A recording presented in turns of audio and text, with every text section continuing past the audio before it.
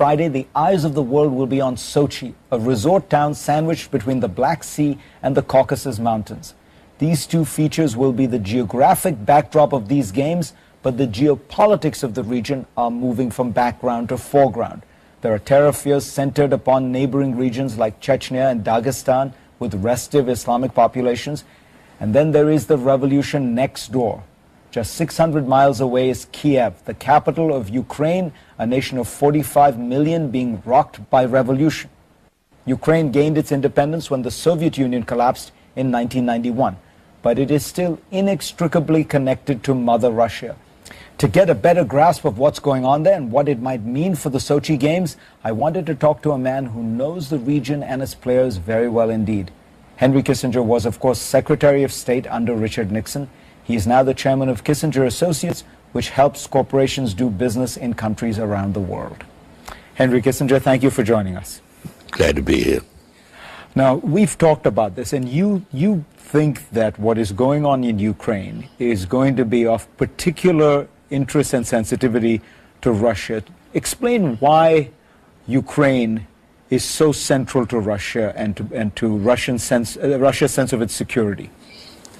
Well, first of all, what the Russia of today developed from Kiev. From Kiev, the capital of Ukraine. And Kiev used to be called Kiev Rus. And so that the political and even more the religious development of Russia came out of Kiev.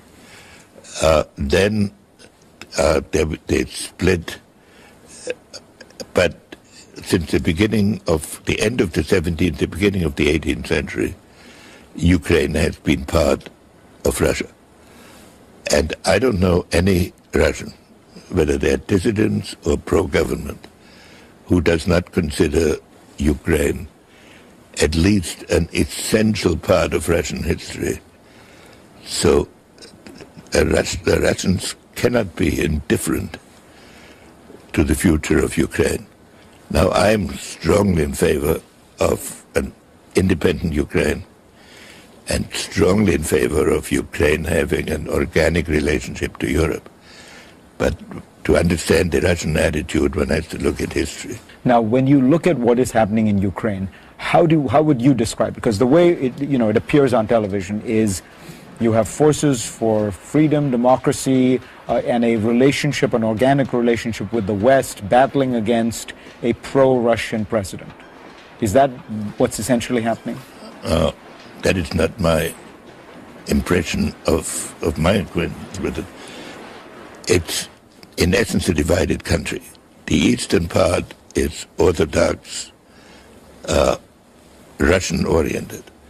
The western part, the further west one gets, is the form of Catholicism and pro-West. Yeah. And pro-West. So I think the opinions are going to be fairly evenly divided.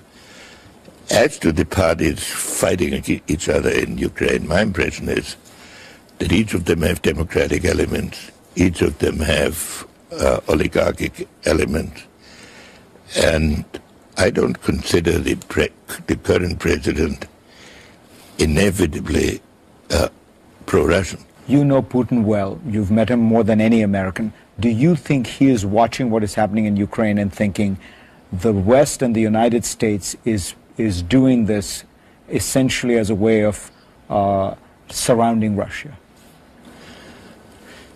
I think he thinks that this is a dress rehearsal for what we would like to do in Moscow.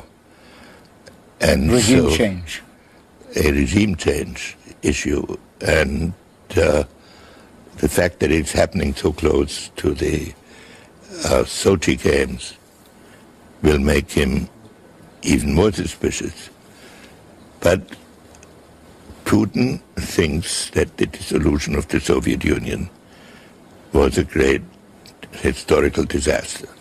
So obviously the largest part of this independence is Ukraine with 50 million people. And he can't be indifferent. Do you think the Obama administration is handling this appropriately? Well, Obama administration has a tendency to keep making public statements on evolving dramatic events as if it's going to be settled on a Sunday talk show. I don't disagree with where the administration is heading, but I think it's not necessary to do it so publicly, and one should have a better view of the long-term historic evolution. And your basic concern is that this will cause deep Russian resentment, which will make it difficult for us to find the cooperation with them in Syria or Iran or other places. Relating Russia to the rest of the world and to us is a huge challenge, because here is a country that has been an imperial country for all of its history, that has identified itself as by its imperial achievements. Now they have a frontier with China, which is a strategic nightmare. They have a frontier with Islam, which is an ideological nightmare. And they have a frontier with Europe that's historically very shaky. On the other hand, Russian rulers throughout history have governed by giving the impression that they're very important abroad. So how to rally his country while looking fields abroad and yet realizing that huge adjustments are possible, are necessary? I think that is the basic challenge that Putin faces.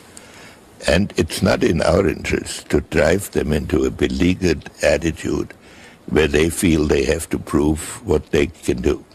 Henry Kissinger, pleasure to have you on.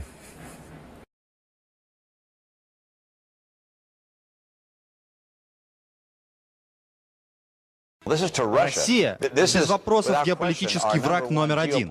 И факт того, что наш президент пытается делать с ними что-то, о чем не очень хочет говорить американскому народу перед выборами, я нахожу очень и очень тревожным. Удивленный такими заявлениями ведущий даже переспросил: Вы уверены, что Россия главный враг? Бывший губернатор повторил: без сомнения, она поддерживает худшие мировые режимы — Сирию и Иран. Угрозой Ромни назвал даже право вето, которым наша страна обладает в Совете Безопасности ООН.